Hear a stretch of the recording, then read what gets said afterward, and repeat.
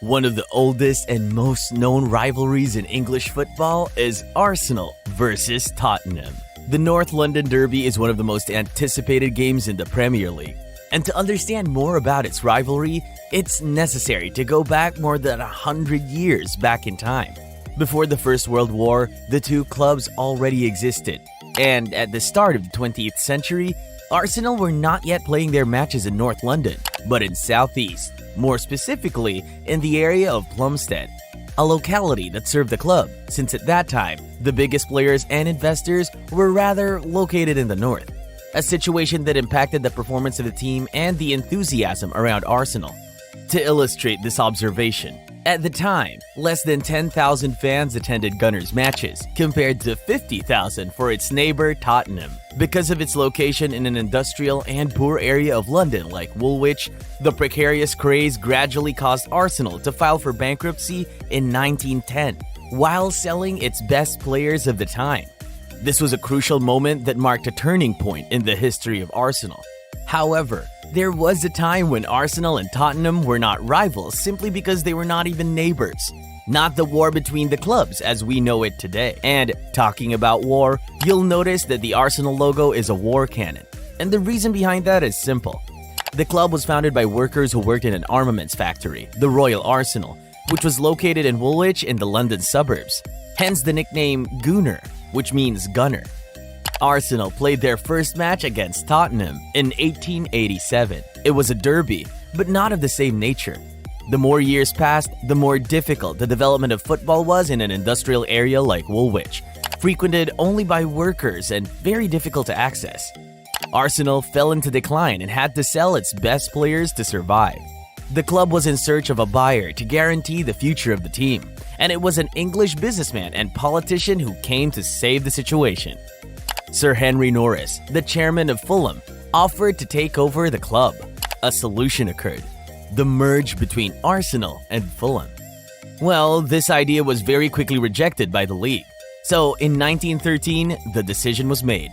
The Gunners left the Woolwich district to settle just a few kilometers away and take up residence at Highbury Stadium. A change validated by the league, and which enraged Tottenham Hotspur, believing that a second team located in the same district wasn't necessary. The relationship between the two new neighbors didn't start on the right foot. Let's say that if you owned a business nowadays and a new owner of a similar business came to the street next door, you're not gonna shake his hand every day. Well, Spurs and the Gunners didn't often greet each other early in the morning.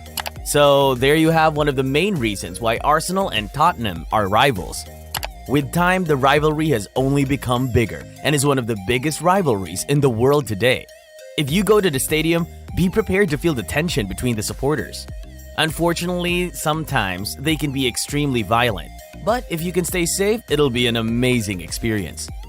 If Arsenal's move to North London laid the first brick of the rivalry, the first wall was built around the sportsman's estate. After the First World War, England's top division, which in the 90s became the Premier League, decided to go from 20 to 22 clubs.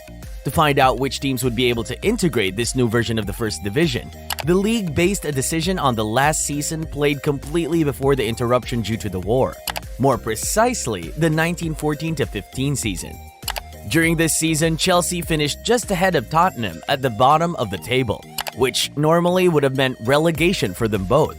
But the expansion allowed Chelsea to stay up and Spurs was put in the balance for the last place available. Only one place was available since the two teams who had finished first and second in the division below were automatically promoted.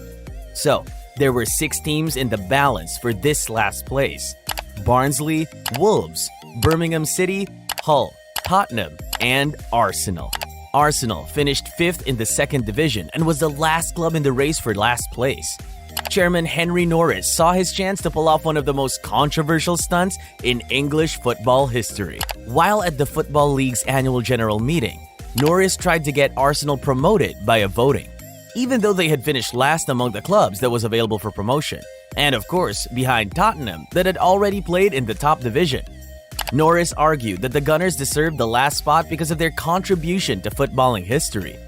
Arsenal was the first league club from South London, and his speech was enough to influence the audience. Arsenal won promotion to the top division by 10 votes and then became the first ever football club to be promoted to the first division on a basis that was unrelated to footballing performance. When this controversial promotion came on behalf of their new neighbor Spurs relegation as well, the rivalry became intense and has been so ever since. In reaction to this, the Tottenham Weekly Herald published this angry statement.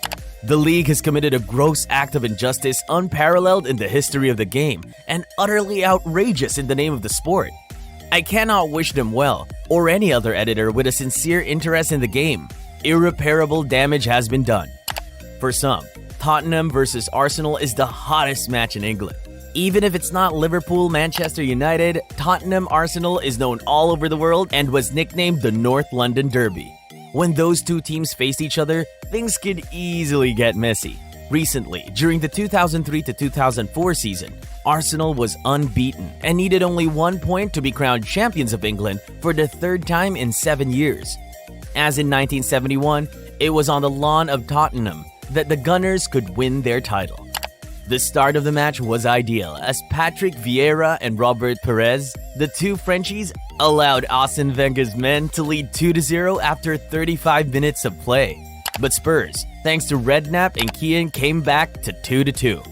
But Arsenal got the 1 point they needed, and yet again, they managed to win a title away at White Hart Lane. Of course, not popular among Tottenham fans. Already before the match, members of security went to Thierry Henry to suggest that he not celebrate too much in case of winning the title to avoid provoking Tottenham fans and creating excesses. The French player disagreed. A few months after the coronation of the Invincibles, the two rivals met at White Hart Lane to face each other in the Premier League again.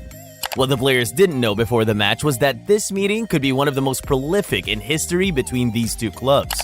Spurs opened the scoreboard, but they were quickly caught and then overtaken. Arsenal and Tottenham played an incredible game of football. It was a great show with 9 goals in total, but it was ultimately Arsenal who won in the enemy's land 5-4. The Gunners have won more trophies than Tottenham, so they have the edge.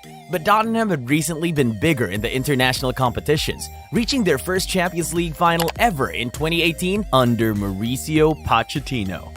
And if there was a time when both teams were competing to stay in the first division, today Tottenham and Arsenal are fighting to see who will be the next one to win the Premier League.